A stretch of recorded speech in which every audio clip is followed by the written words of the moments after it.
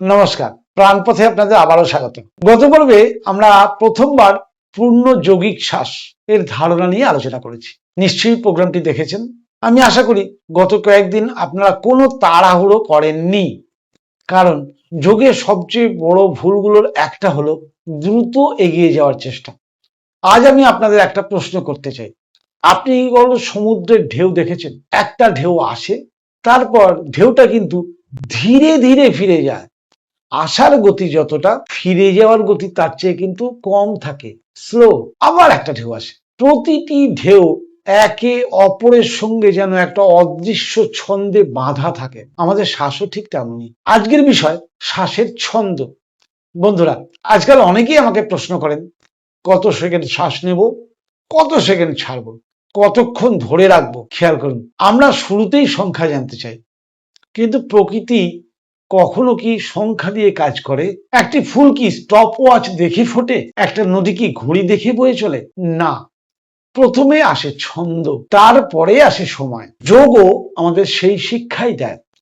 প্রথমে আপনার শ্বাসের নিজস্ব ছন্দকে চেনা খুব দরকার, তারপর প্রয়োজনে ধীরে ধীরে তাকে পরিশীলিত করুন। আজ আমরা কোনো গুনতি করব না। আজ আমরা শুধু একটা বিষয় লক্ষ্য করব, আপনার শ্বাস কি মসৃণ নাকি টুকরো টুকরো? আপনি কি শ্বাস নেওয়ার সময় মাঝপথে থেমে যাচ্ছেন?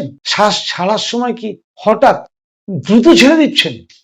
নাকি পুরো শ্বাসটা একটা শান্ত নদীর মতো প্রবাহিত হচ্ছে? এখন ছোট্ট একটা অনুশীলন করি। প্রথমে আরাম করে বসুন, মেরুদণ্ড সোজা রাখুন, চোখ বন্ধ করুন।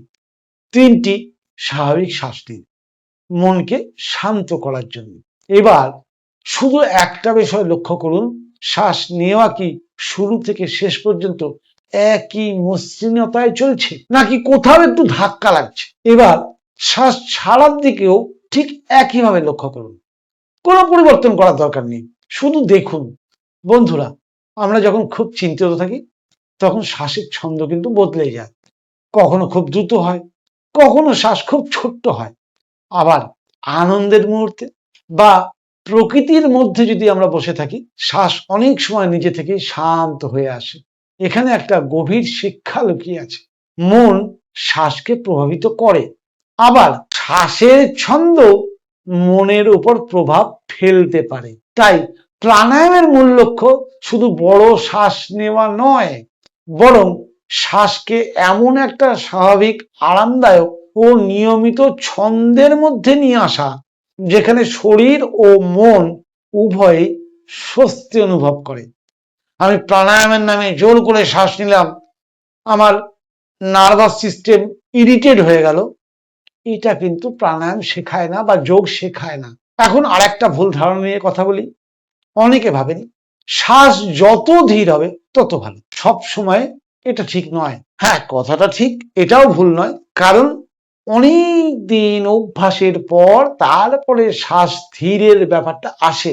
কিন্তু আমরা তো এখন প্রথমে শিখছি, তাহলে আমাদের অত চিন্তা করে শ্বাসকে বেশি ধীর করা আমাদের এখন দরকার নেই। আপনি যদি হাঁটছেন একরকম শ্বাস হবে, সিঁড়ি ভাঙলে অন্যরকম শ্বাস হবে, ব্যায়াম করলে আরো অন্যরকম শ্বাস হবে, আবার বিশ্রাম করলে স্বাভাবিকভাবে সাথে শ্বাসের ছন্দ বদলে যাবে। অর্থাৎ শরীরের প্রয়োজন অনুযায়ী শ্বাসের পরিবর্তন হওয়াটাই স্বাভাবিক। যোগের উদ্দেশ্য সেই স্বাভাবিকতাকে সম্মান করা। আজকের অনুশীলন, 5 মিনিট সময় নিন।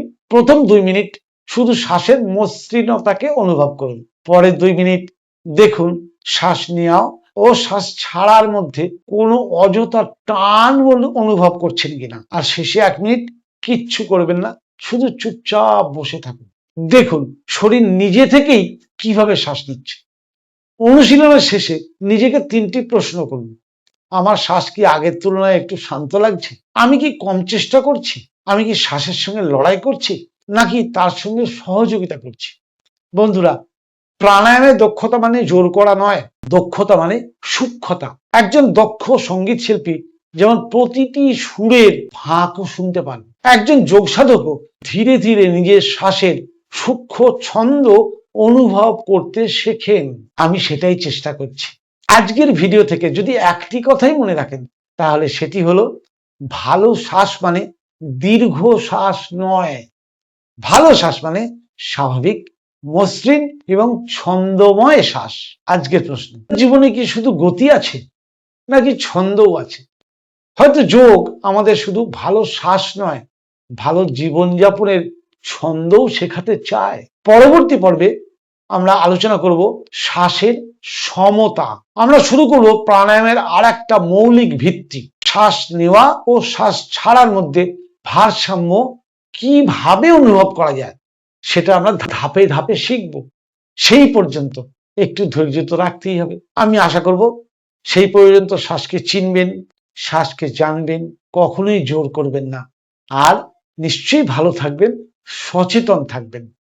আর আজ থেকে শুধু শ্বাস নেবেন না, শ্বাসের ছন্দকেও শোনার চেষ্টা করবেন। আজকের পর্বটি কেমন লাগলো? যদি ভালো লেগে থাকে, যারা নতুন এসছেন প্রাণপথ চ্যানেলে, অবশ্যই চ্যানেলটি সাবস্ক্রাইব করে নেওয়ার অনুরোধ রইল। যদি ভালো লেগে থাকে লাইক বাটনটা অবশ্যই টিপে দেবেন, আর বেশি করে শেয়ার করুন। মানুষ জানুক শ্বাসের ক্ষমতা, শ্বাসের ব্যবহার, যেটা আমাদের জীবনের সবচেয়ে জরুরি জিনিস। এটা আমার ধারণা।